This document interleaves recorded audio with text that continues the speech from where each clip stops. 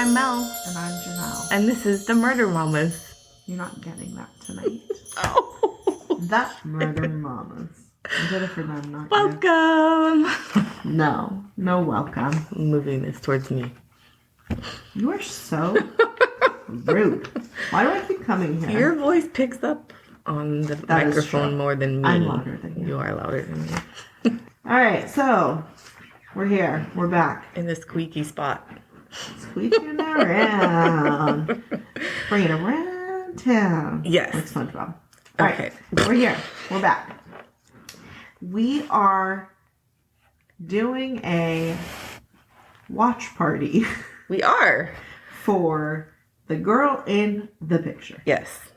But then I have to add that I too did a little side Googling, and so now I don't know She doesn't know what was a dream and what was real life. if it was in the thing or if it was in the side Goog.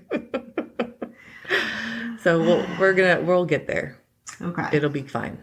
So we both watched The Girl in the Picture, which is a documentary on Netflix. Yes. That came out last year. Yeah. I had never heard of this case. I never knew that it was existed until you said you need to watch this. I kept seeing it on my thing, my Netflix thing, and I was like, I need to watch that. It keeps popping up, and then I was like, let's just do it. Mine, when I went to it said it was only a 72% match for me. Ooh. So I was like, I don't really watch true crime on Netflix. Oh. I don't. Right. That's not what you use it for. That's not what I use it for. Yeah. Right now, I've been watching Celebrity Jeopardy on Hulu. Big fan. Okay. Hulu has so many game shows. Yeah, they do. I love game shows. Game shows are I fun. want to go on a game I know. show. Family Feud is a fun game show. Family Feud is fun. The Floor looks really fun. It's like this one on Fox with Rob Lowe. Oh. Where like... Okay. We can take this offline. But I love game shows. Yeah. Anyways, so... Yeah. This documentary is not a game show, and it is not on Hulu. It's on Netflix, and it's a documentary about crimes. Crimes. Crimes. Multiple crimes. So I thought this was kind of interesting. I don't know. It's like not interesting, but like the twists and the turns that like I don't think someone could get away with what he did now. No, Is what I mean. Like it was just I like think what I actually the fuck? have a note in here somewhere that was like, how many people were going missing Right. in the 70s? They just goodbye. Yeah, Like no, oh, they were runaway. Everyone was a runaway in the 70s. So like, apparently. yeah. So yeah, so that's what we're going to do. We're going to go through our reactions and our comments as we've rewatched this. Mm-hmm. I don't know if you can like put in little clips of sound bites. I don't know if that's allowed or not allowed. I think I can. I'm not sure I'd the have rules. to Google on how to do that. Okay, well, we'll see what happens. So the documentary starts out and it is highlighting or it's explaining these people who were driving on an Oklahoma highway who appear to find a dead body on the side of the road. Thinking that maybe it was a hit and run. Correct. Yeah. So the dead body gets taken to the hospital. Right. Or I guess it's She's not at dead the time. yet. Yeah. Yeah. Yeah. But gets taken to the hospital. They don't know who she is. And then this man who's way older, like, shows up and is really, like, kind of dodgy. And he's like, this is my wife. And, like, they show the picture of the door where there's, like, a little handwritten sign, no visitors, put on it. Right. We find out in this scene that this woman is 20 years old. Yeah. And that she is a stripper. Mm-hmm.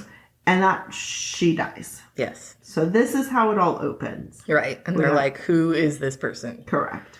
Actually, my note says helpful strippers want to find her family.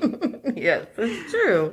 So the girls who worked at the Yeah. same strip club as her, like, really cared about her, and they want to start finding her family, and it just sort of like opens the floodgates of this really convoluted web of like decades of just deceit and lies and like is crazy. Insane. It's crazy. Insane. So then my next question is, who is Tanya Hughes? Right.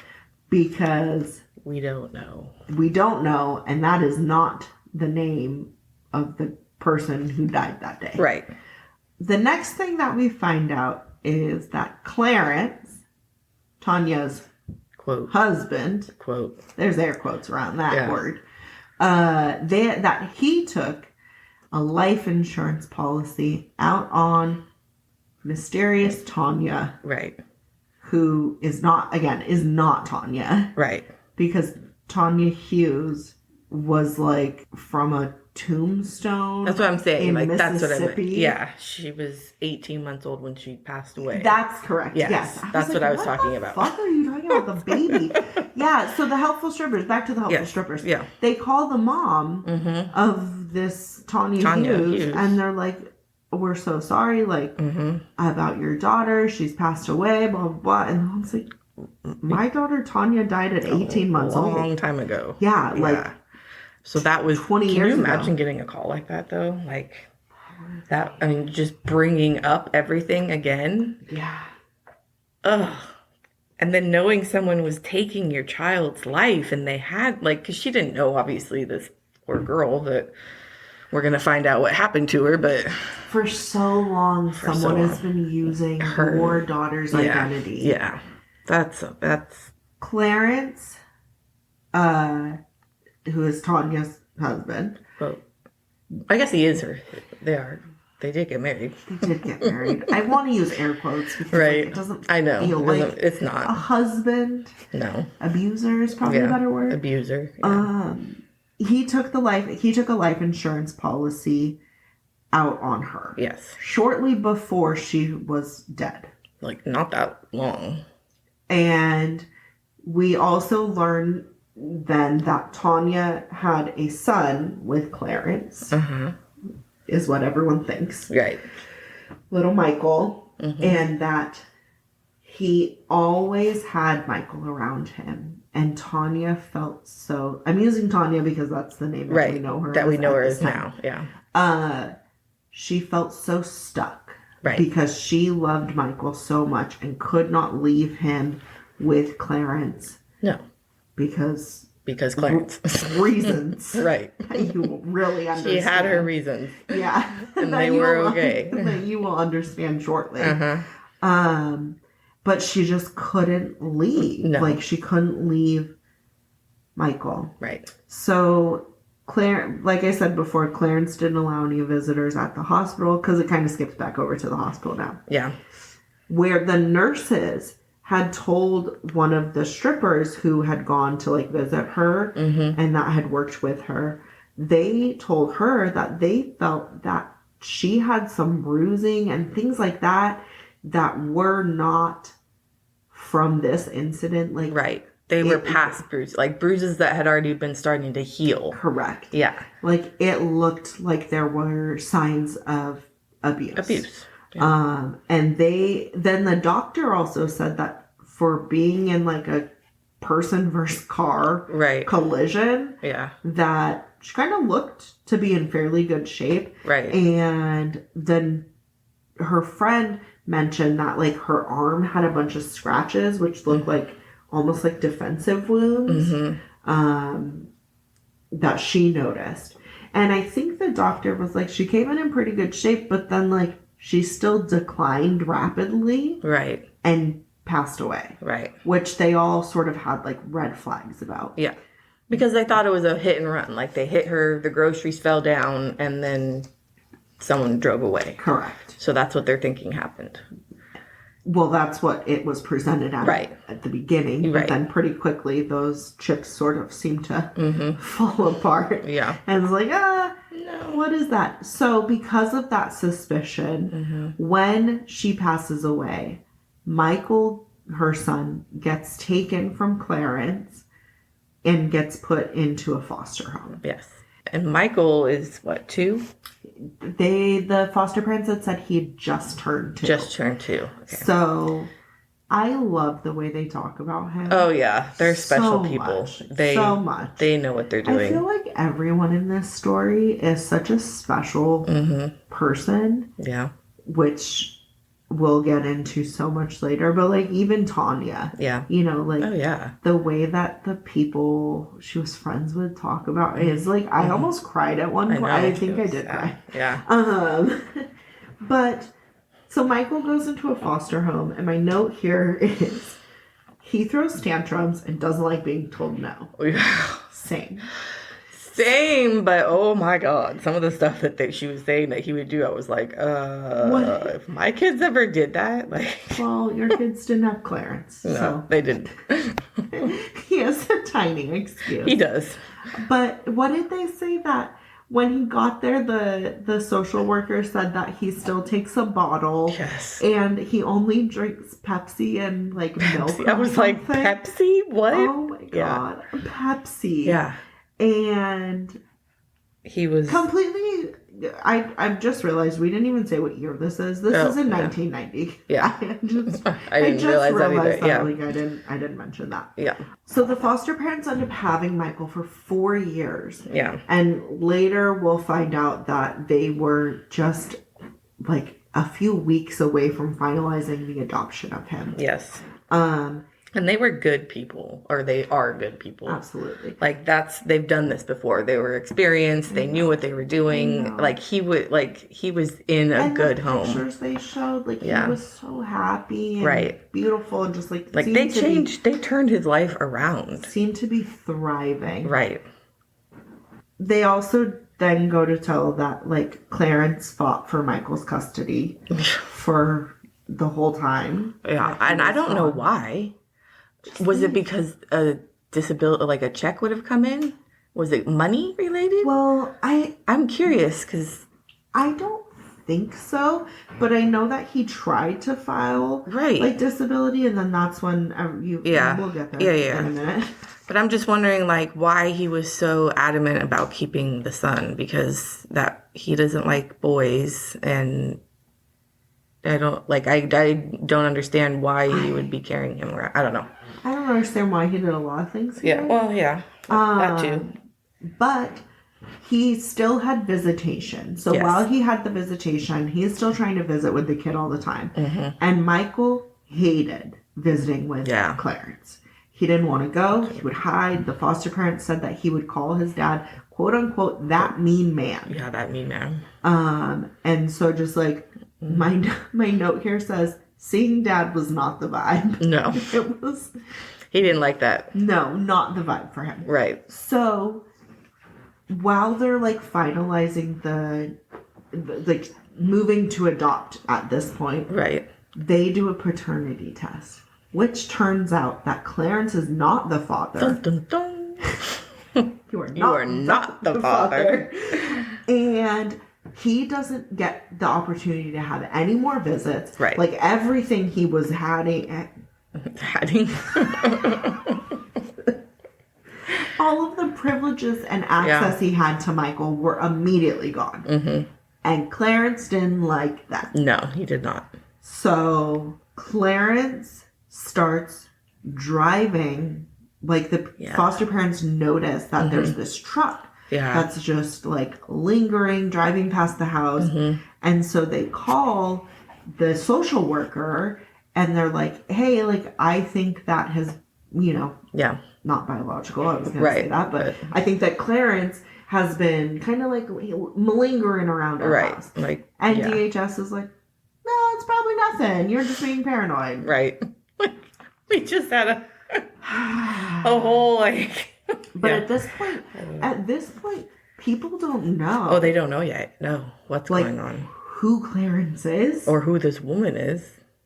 Like they know it's his wife. But what I'm trying to say is they don't know truly how dangerous. Right. Oh, yeah, for sure. Like, I think as you hear more stories about him and we get deeper into it, there's a lot of like people got a creepy vibe from him because he's just a fucking creep. Yeah, he is. So the DHS doesn't listen to the foster parents. And then it is September 12th, 1994. Clarence shows up at Michael's school. Yes. He walks into the school with a gun, and he holds the gun to the principal, and he says, "You're going to take me to Michael, and we're going to leave the school." Yeah. He kidnaps Michael and the principal, which was... Well, I think it was just... Why? I don't know. Because there's someone else there, too, to just... I don't know. So he kidnaps Michael and the principal, and then they drive away, and he drives over into like a little wooded area, and he handcuffs the principal to a tree. He ties the principal to a tree or something. No, I thought he handcuffed his arms around, so he's like hugging the tree. Yeah. And it's not funny because it's like not in a place that people travel a lot. Correct. So I mean, it's not like he would be found. Like, but he is. But he did get found. But it's just like it's a totally random thing to do. So the principal gets found, and then they know that like Michael's been kidnapped, and so they're starting to try and like they report it to the police. Obviously, the police are getting involved, and once the police get involved, they find that Clarence had tried to collect on his wife's Social Security or like some benefits. Yeah. Because she passed away. But the Social Security number that he gives is tied to a person named Franklin Delano Floyd. Uh-oh. So now it's like, who's that? Who the fuck is Franklin? Yeah.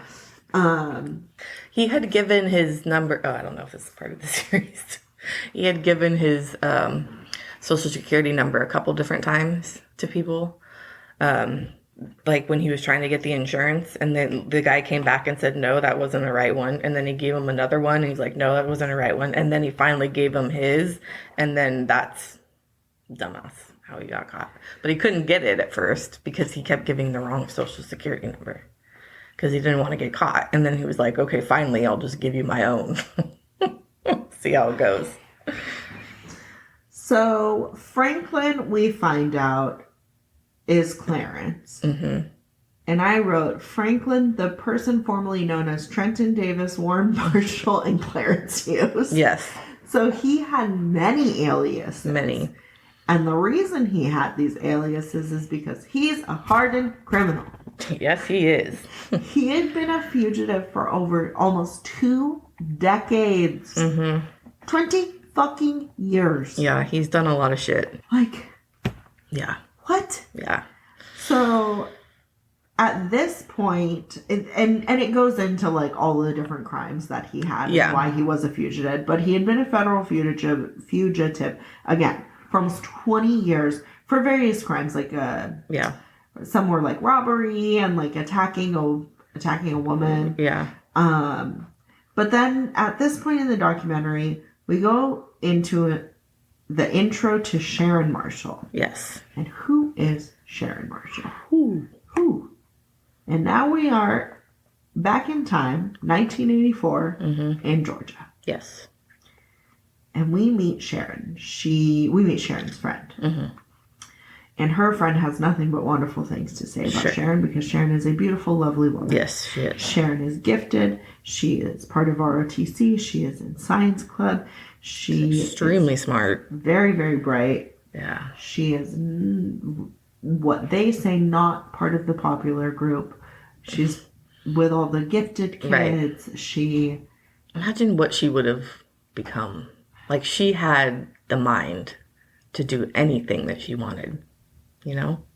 I almost cried. It's special. I think her friend at the end says, like, Sharon had the grit and, like, the mental fortitude. Yes. Where she could have overcome anything had she just been able to get away. Right. And that's so fucking sad. Yeah. Yeah. Okay. So, Sharon is going to high school. It's like a normal high school. It's whatever. She has friends. Like I said, this is in 1986 now. Yeah, 1986 to 1984. Yeah. She's not super popular, but she had really big dreams. Yeah. She always said she wanted to go to Georgia Tech. and that she wanted to be an aerospace engineer. Which is amazing. She got into Georgia Tech. She got a scholarship to Georgia Tech. Yep. And she was accepted into their aerospace engineering program. So, like... Perfect. So, everything she wanted was happening. Right. And then it all slips away. Yep.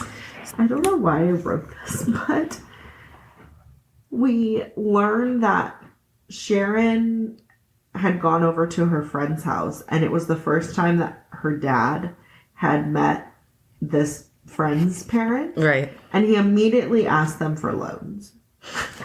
Oh, yeah. What? Some people, I know. Can you imagine? I'm just not that type of person. Like, I wouldn't meet someone for the first time and be like, hey. Hey, do you have like $50 I could borrow? Yeah. Like, I mean, I'll totally get you back. I don't know you, but, you know, for sure we'll see each other again. Yeah. And here Sharon's really good friend is highlighting, like, she's not allowed to talk on the phone, really. Yeah. Anytime her dad would get home, she would get so nervous. Mm-hmm. She's having to cook dinner every night. She's, like, having to take care of him, and it's just those two. And then Sharon calls her best friend crying. Yeah. And she says she's pregnant. Yep. And her friend's like, what? Excuse me, what? What are you talking about? Yeah. Like, yeah. how are you pregnant? Mm-hmm. And then she says she's going to put the kid up for adoption. Mm-hmm. And her friend's like, okay, so you're still going to go to school. And she says that her dad wouldn't allow her to go to college anymore. Can you imagine? Oh my God.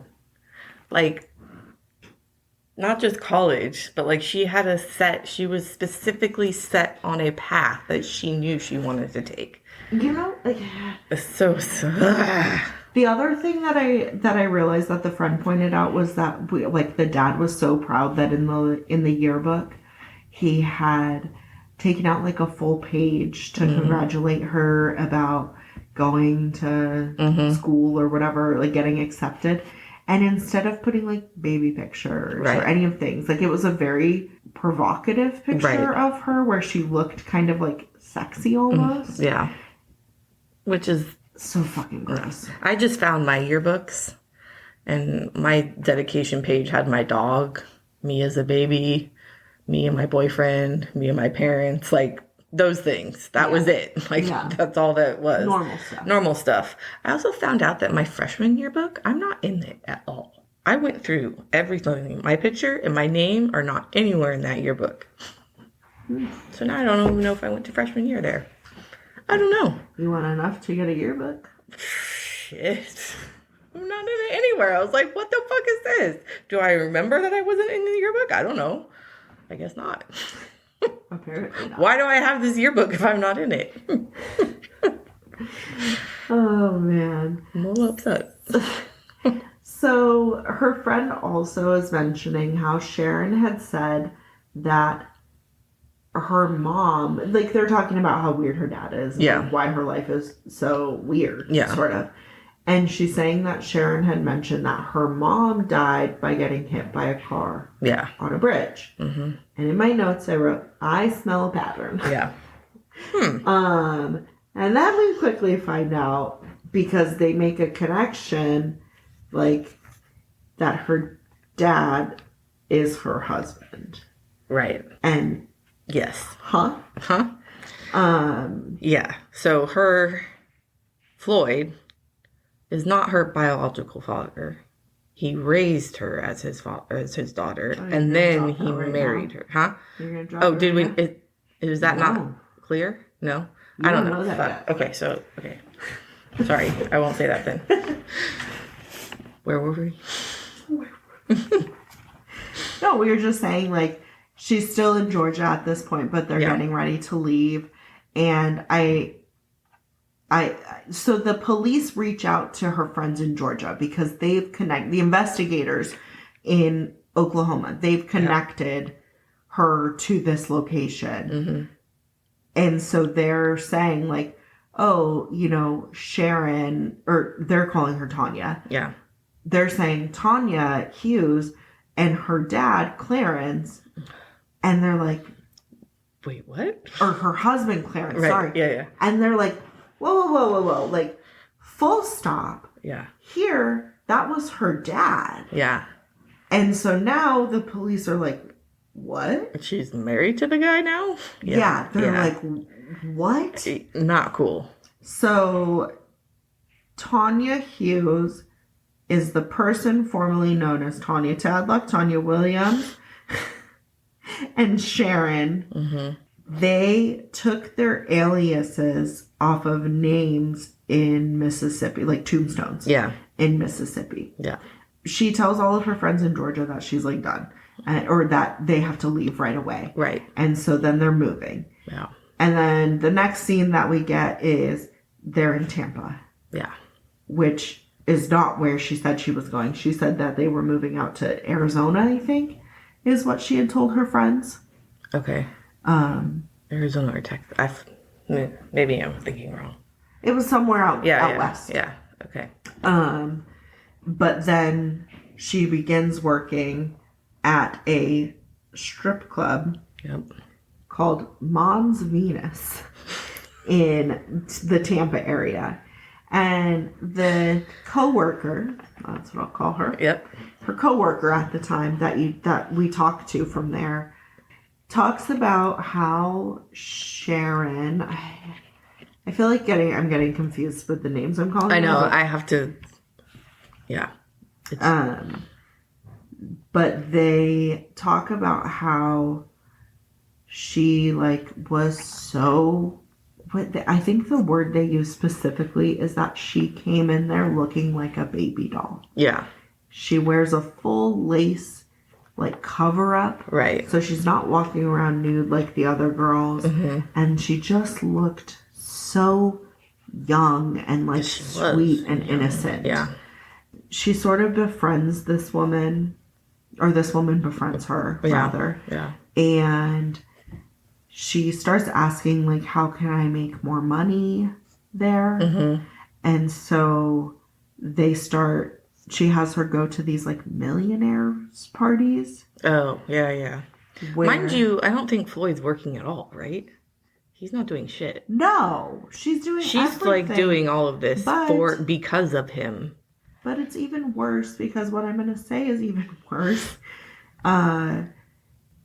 She goes to these millionaires parties where it's basically you don't even have to do a lap dance. The girl was saying it's just serving. Yeah. And you get $500, $1,000 or whatever. Maybe I should do that. A few, or maybe it was a few dances, 3 dances or something.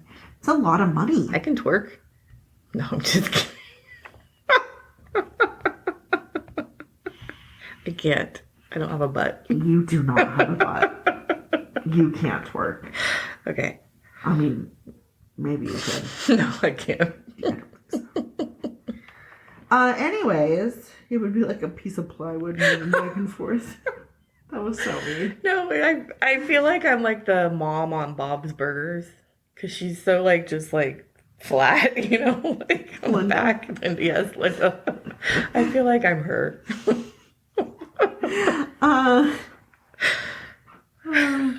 Anyway.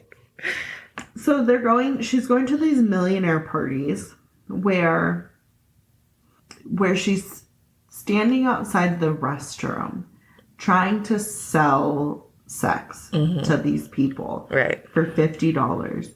And she tells her coworker / friend that her dad told her to. Yeah. And even brought her the condoms. And my note here says, big ew. Yeah, that is a big ew. So this friend from the strip club in Tampa, she has major red flags. Oh, yeah. Her dad. She's like, this is weird. What kind of dad is this? This dude is fucking weird. Yeah. This girl seems fairly normal. Right. But this dude is weird. Yeah. So shortly after she starts at the strip club, you can tell that she's pregnant. Mm-hmm. And she has Michael. Yeah. And then you sort of get to the babysitter who used to babysit for her. Yeah. And she has a lot of things to say. Yeah, she does have a lot of shit to say. Which I enjoyed listening to everything she had to say. It was pretty good. And the thing I felt was so special about this case was like these people who were in her life for such a brief moment, you know, a year here, a year there, they remembered and they cared still so much about her. I think that was just like how big of an impact she made on people. Yeah. Like they never forgot her. Yeah. They never like wrote her off. And especially at such a young age too. She was still so young. I know. Like 19, 20. She was 20 when she died. When she died, yeah. So this is like 17, what she's doing right now. Yeah. Way young. So the babysitter talks a lot about Clarence and how strange he is and sort of like what the arrangement is there. Right.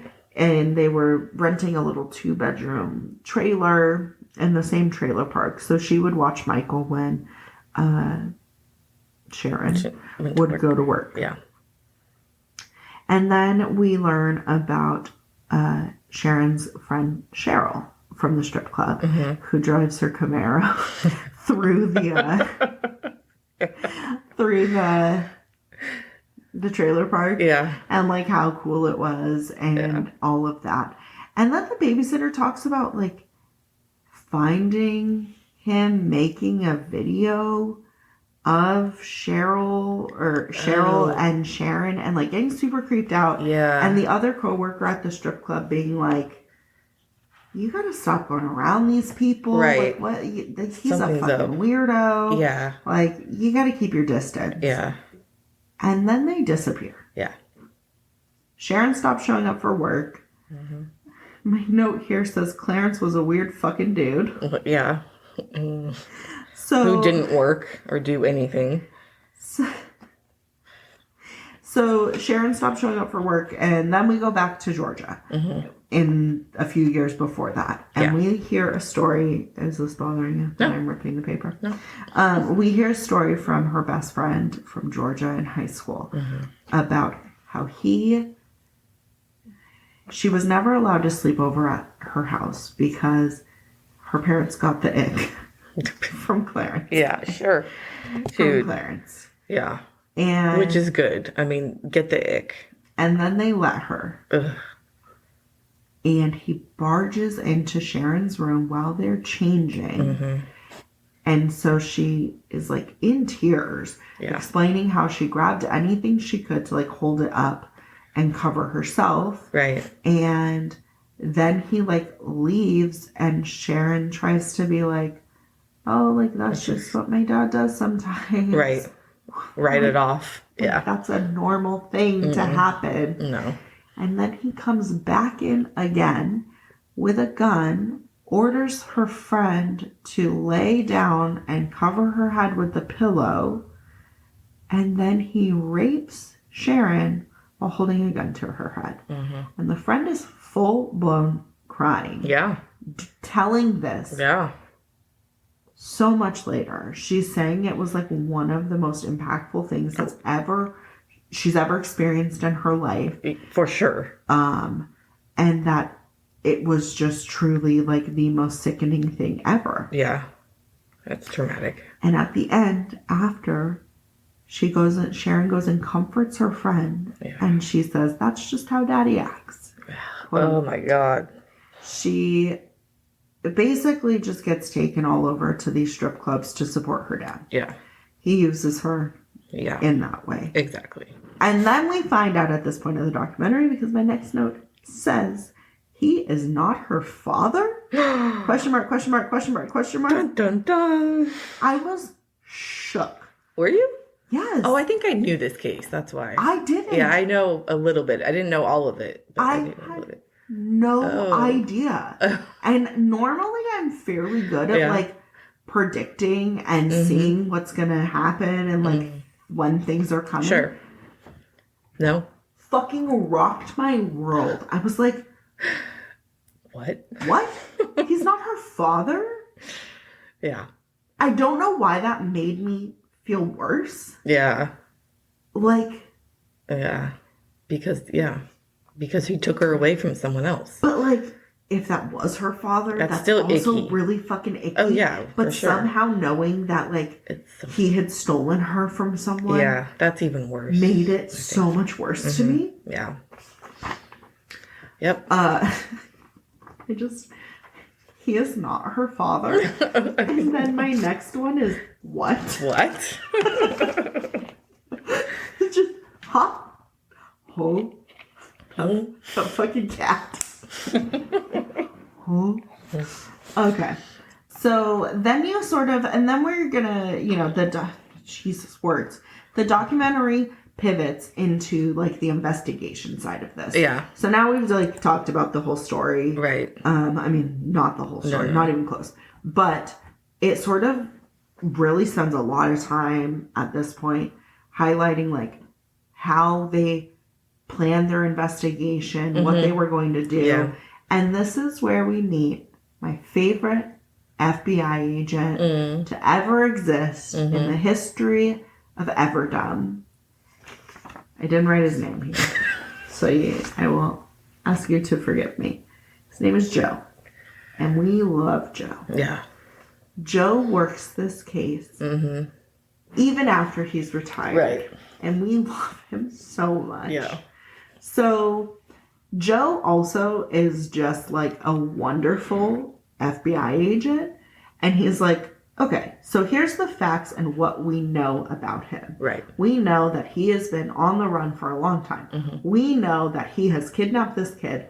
We know that this kid's mom died 4 years ago. And who is this lady? Right. We know all these things. Right. But like, how are they connected? How is any of this connected? Right. I just completely fucking forgot to mention that the reason that they got connected to Georgia was because they put a picture of the mom or of Sharon on the news, and her best friend's mom saw it and was like, yo, like Sharon's on the news right now. And she's like, oh, is she giving an interview or like what is she doing?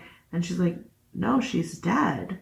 Yeah. And so, but it was like a different name. Right. And so that's where it gets confusing because they're all different names. I know. And so that's how the police learned about Georgia and like the names they went by there and the story that they went by there.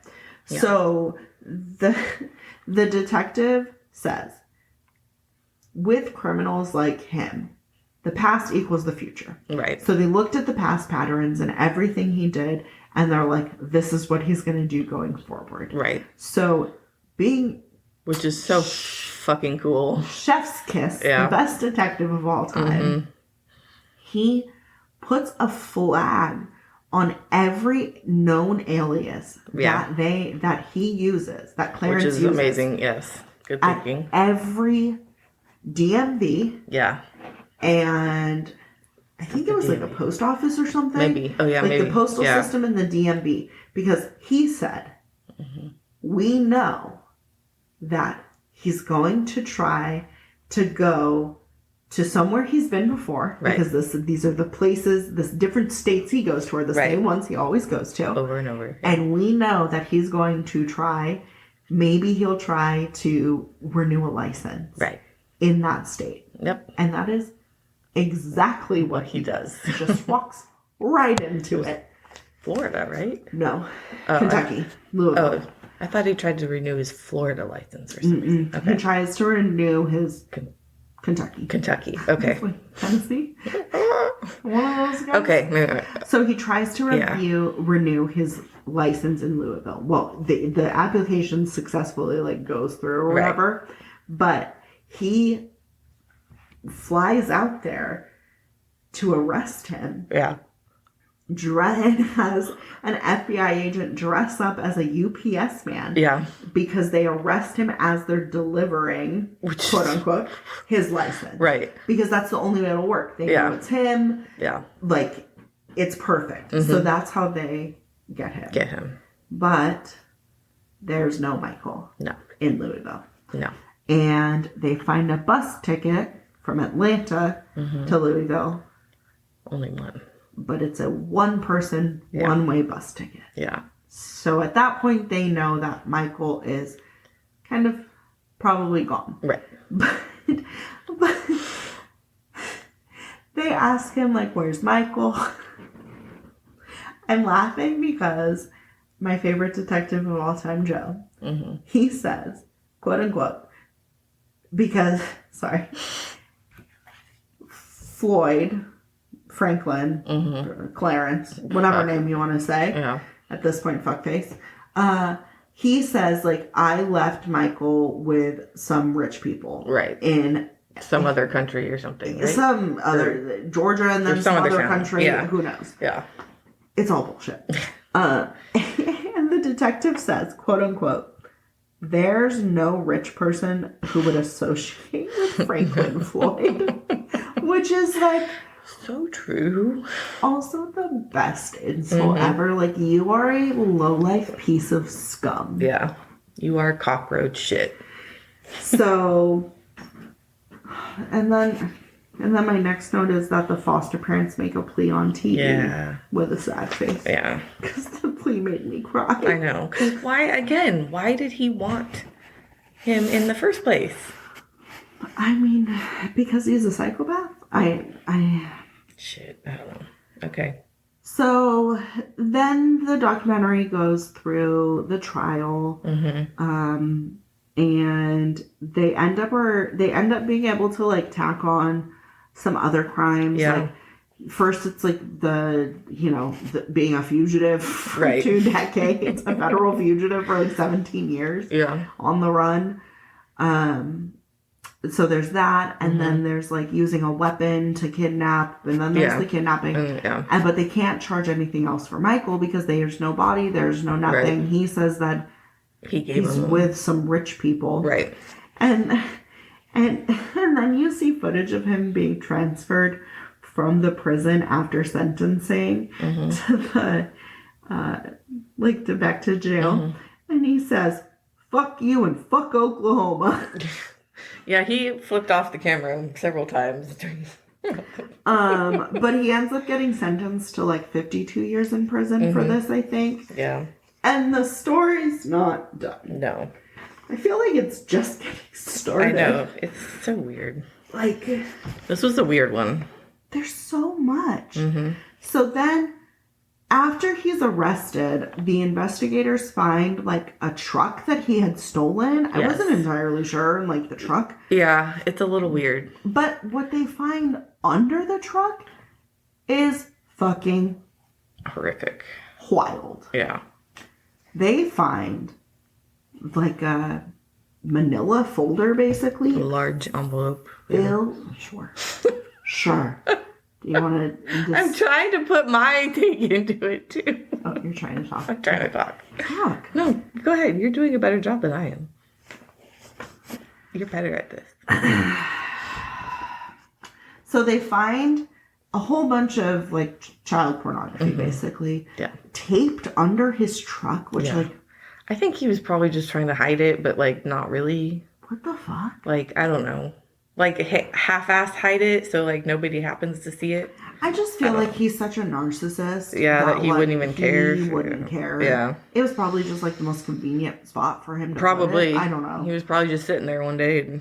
well, let me put it right there. Truck I stole. Right. So they find some photos of Sharon when she's young. And then they find a picture of a woman who is not Sharon, unidentified. And like naked pictures. Right. And this woman is badly beaten. Where the detective says, we looked at the pictures and said she has to be dead. Right. That bad. Yeah. Yikes. You can't see my face. No. But it is. It's horrible. Yikes. Yeah. That's a yikes. So now there's the question of, who is she? Where is she? Right. And all they know is that she was tanned. That's what the guy says. That's right. He goes, she had really dark tan lines. And I know that he spent a lot of time in Florida and Georgia. Right. So that's where I started looking. Right. Like, you're a genius. Yeah, I know. Exactly. Love you, Joe. I know. Love you. And then they find out that in Tampa, actually St. Petersburg area, Yeah.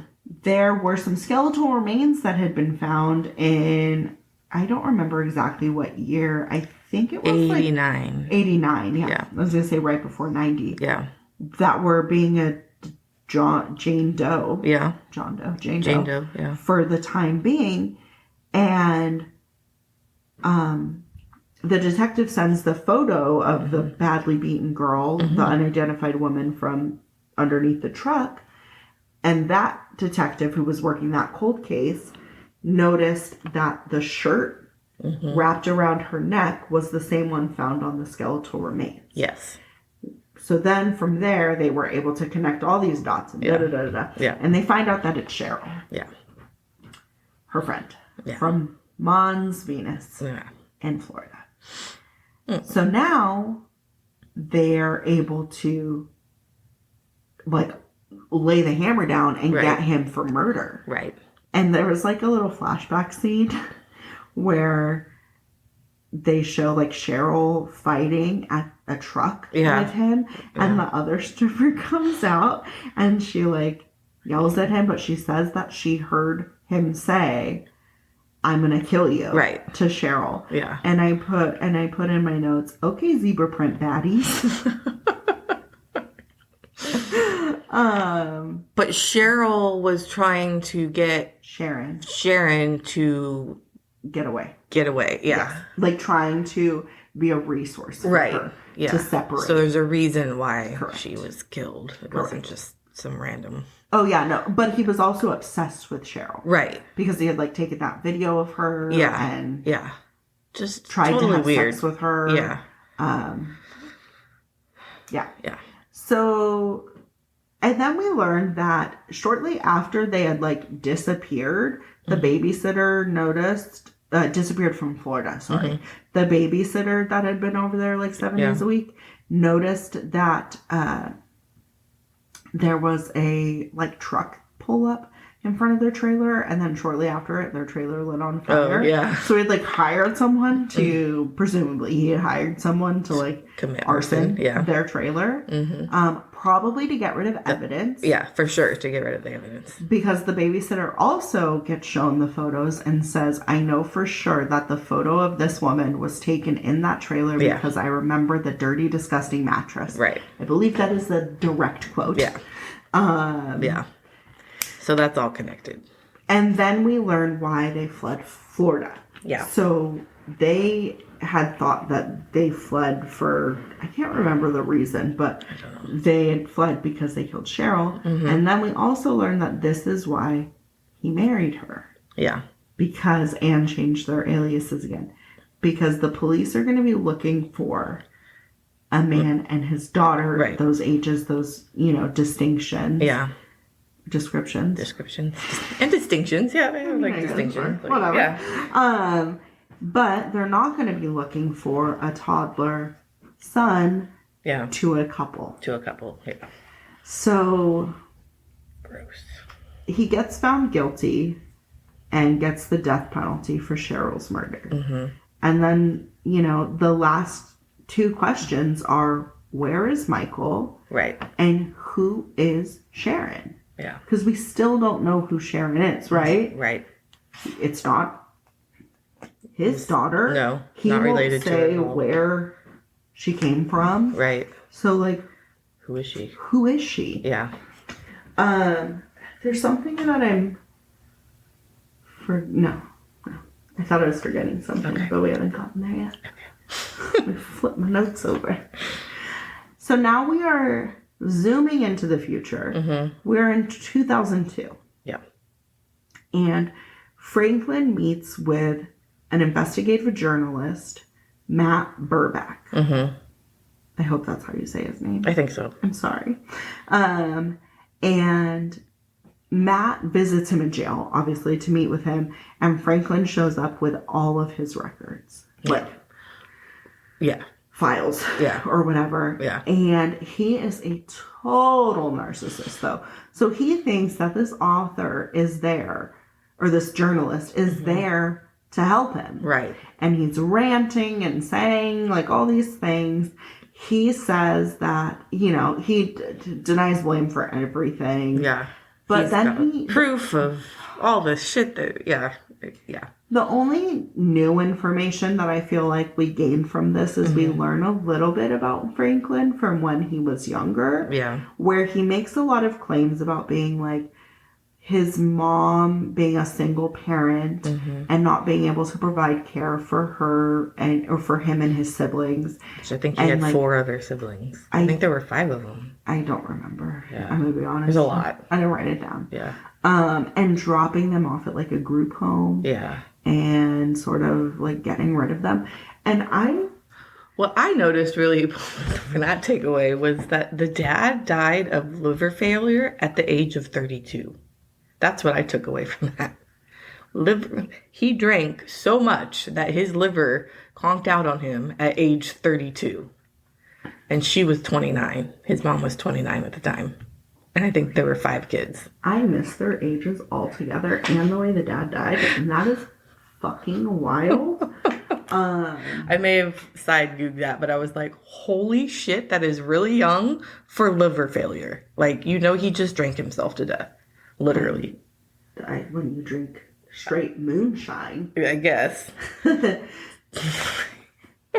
So he says, though, that he was abused sexually in the group home while growing up. Which he probably was. I mean, I don't doubt him on that. I don't doubt it, but I don't think it's a reason or an excuse it's to not do an any excuse. of the things he did. Sure. But I think he mentioned specifically that like they would stick fingers up him and stuff. Yep. So he denies everything, though. He refuses to talk about Sharon or Michael. He doesn't know where they are. He doesn't know anything. He doesn't know who they are, apparently. And Matt Burback says, the only thing I really learned that day was that he is clearly psychotic. Yeah. Yeah. So then he writes a book. They didn't get to solve and figure out who the girl in the picture is. In 2004, the book is published. He goes on a few different like news shows about... Yeah. Goes on a couple different news shows and stuff. Just, basically doing like a book tour. About the book. The book is has a pretty good reception. And then in 2005, he gets an anonymous email saying, would the DNA of Sharon's biological daughter be helpful to you in any way? What? Huh? Biological daughter? Right. The fuck?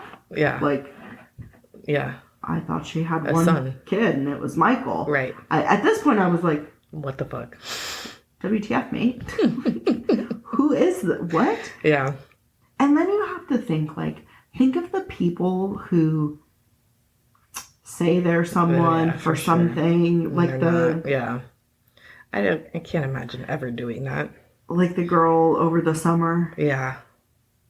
I can't think of I know what you... Yeah. Yeah. Just saying you're a person who's been kidnapped. Like, right. How much bullshit you have to sift through. Yeah. And how mistrusting you have to be of something like this. Yeah. And it's like, for me, again, like, it's really commendable for them to, like, not be jaded and follow these various anonymous emails and stuff. Yeah. So, what we learned, though, is that there was a biological daughter. She had read the book, and she's processing all of the information. Yeah. She seems like just the sweetest girl.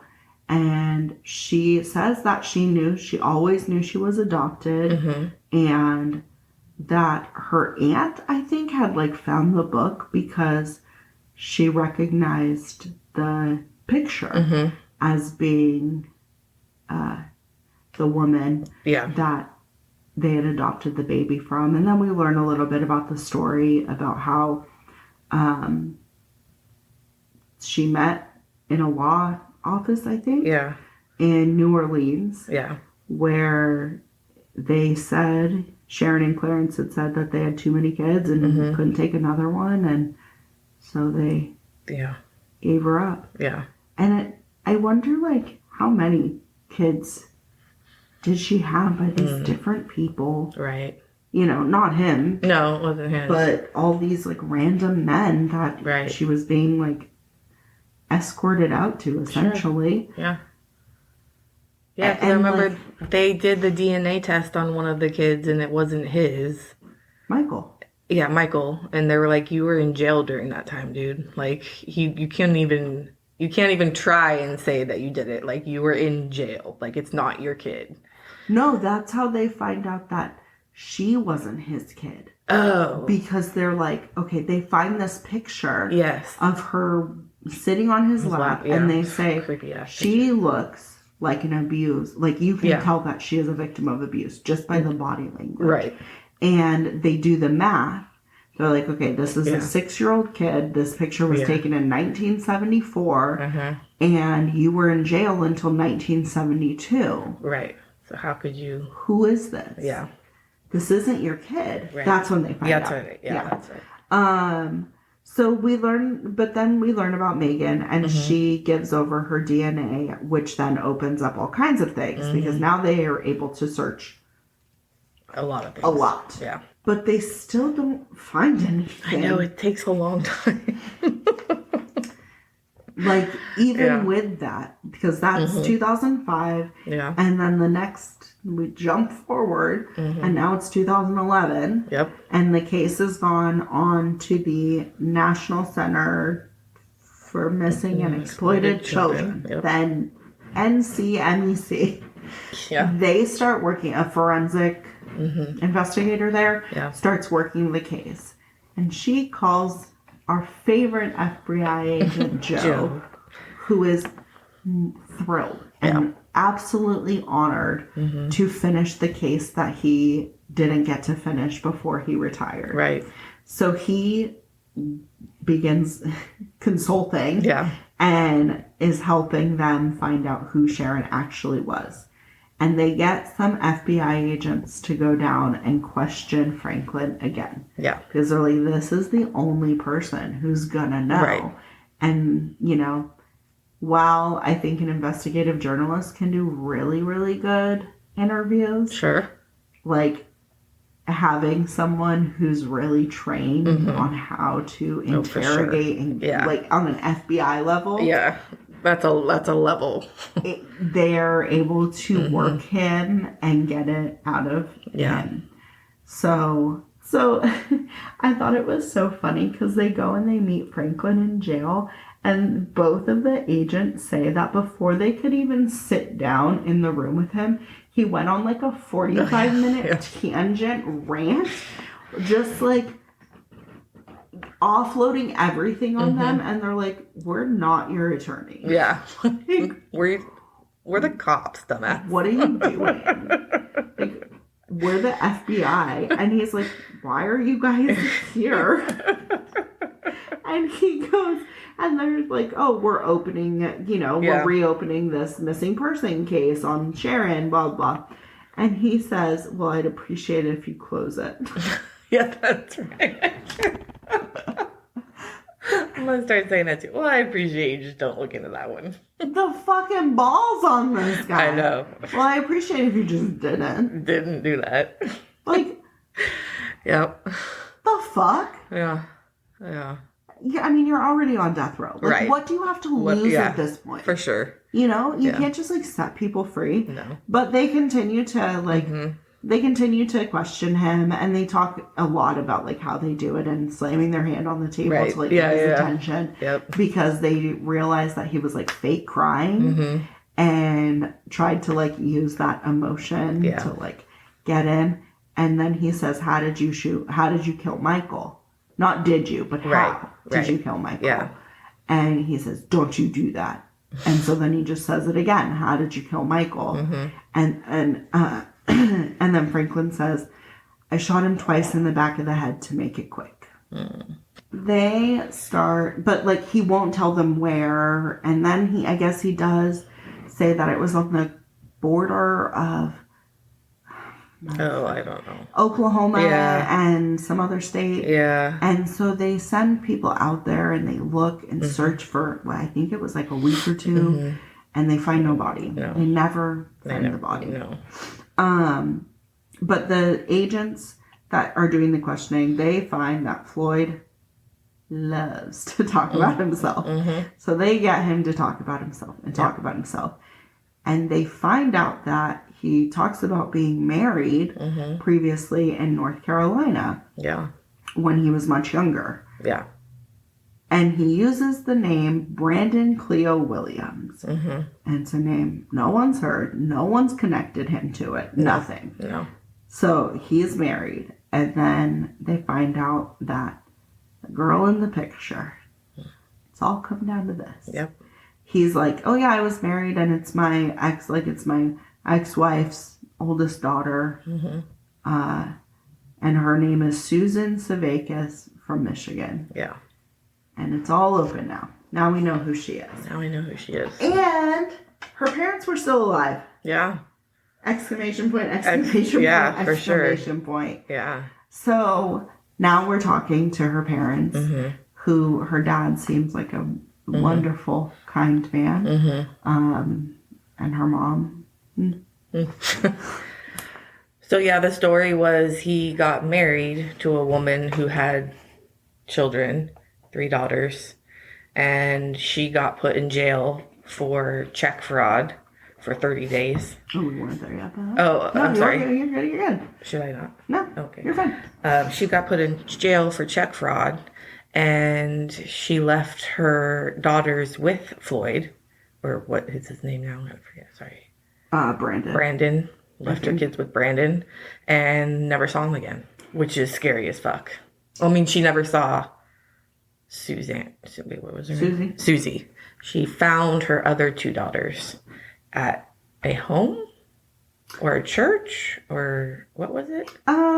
It was somewhere, like some safe space, I an think. orphanage type deal. Yeah. That was like part of the church probably. Yeah. But even before that, it kind of goes into the background a little bit about Susie's parents, her biological parents. And it talks some about like, you know, how she came to be and just sort of how everything came to be. So her mom got pregnant at 18, 19, or 18, shortly after they had gotten married, right after high school, and they were both very good looking. Yeah. All the pictures. Yeah. I was like, wow. Yeah.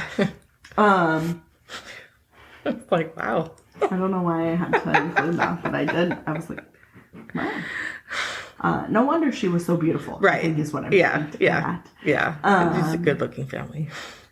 When she was pregnant, her dad got shipped off when her mom was pregnant with her, dad got shipped off to Vietnam. Yeah. And he met her like when she was a few months old, and he was able to come back for a week or 2. Right. But when he came back from the war for good,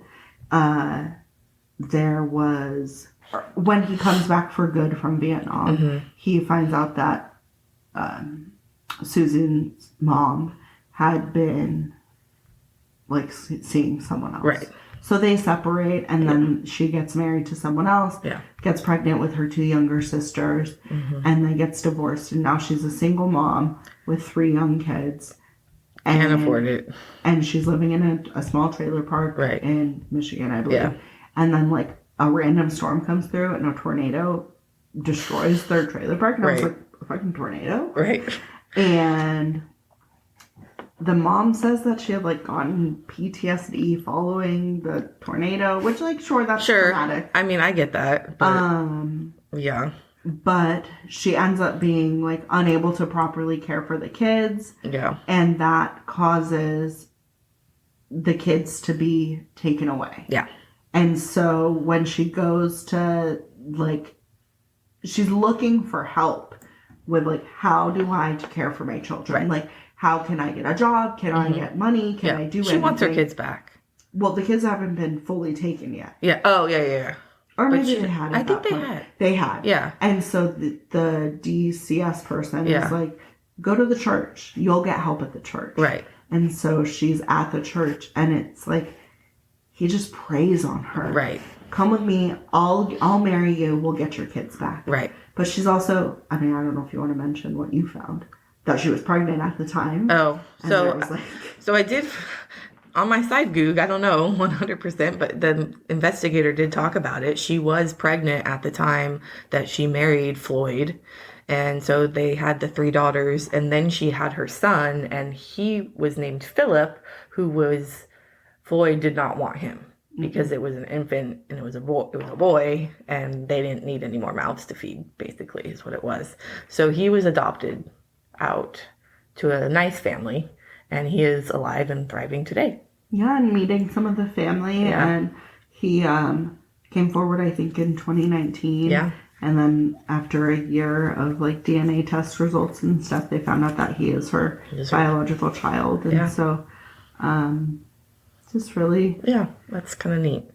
And that is like the most striking. I mean, we sort of talked about this a little bit, but that's like the most striking thing to me throughout this whole thing is like how many people got connected from this. Yeah. And just like the sheer amount of people who cared for so long. Yeah. Which, I mean, this is like the final thing. Full sob.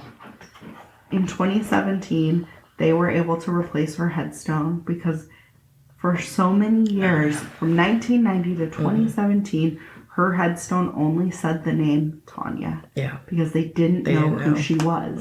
And so there's like video. Yeah. And everyone's there. Her daughter's there. The detectives are there. Her dad is there. Just so many people who still, her friend from Georgia, like so many people, so many years later are there when they unveil like the replacement of her headstone, which was done by the author of the book. Yeah. And it's just so sweet and like special. Man. Yeah. And that's it. That's it. That's the fucked up story. It's a wild one. Wild one. I wonder, has he been... He's dead. They executed him? No, I think he died. Oh. He died on January 23rd, 2023. So last year. Last year, yeah. Wow, he was alive for a long fucking time. Yeah. He was in his 80s, I think. Holy shit. Maybe. Or 79. I think he was born in like the 40s or something. Yeah. So he was pretty old. Holy shit. But yeah, he's dead now. Bye-bye. Thank God. I know. Sad that, never able to find Michael. Yeah. That is sad. Okay, bye. Thanks for listening. You can find us on Instagram at The Murder Mamas, Facebook, The M Mamas, Twitter, The Murder Mamas, email, themurdermamas@gmail.com. And if you like us and are happy with our content, please leave us a review and a 5-star rating. We would appreciate it. Bye.